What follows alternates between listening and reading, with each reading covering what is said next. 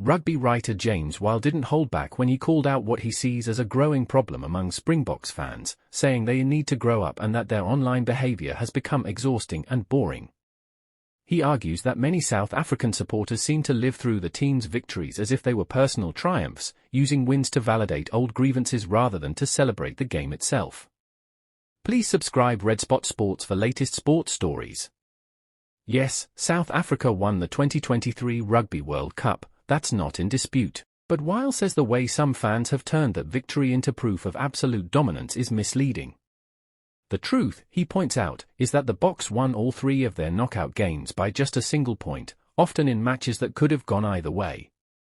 Against France, he argues, they benefited from what he calls highly questionable refereeing by Ben O'Keefe, citing a missed deliberate knock-on from Eben Etzebeth that could have led to a penalty try and a red card. He also mentioned Kwagga Smith's controversial turnover and Cheslin Kolbe's charge down, which he claims was clearly offside. All moments, he says, that shaped games but were conveniently forgotten in the post-tournament celebration.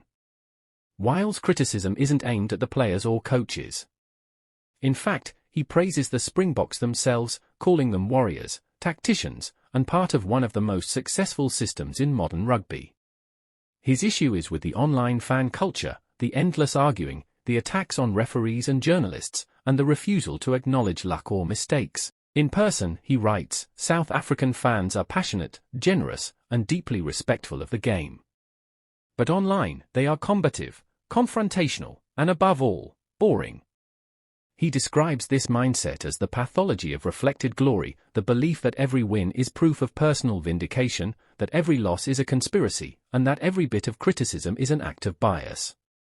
In his words, it's not fandom built on love for the sport, but on the need to be seen, to be heard, to dominate. Weil concludes by urging fans to find perspective, to stop turning rugby into a moral crusade and to stop rewriting history to suit their narratives.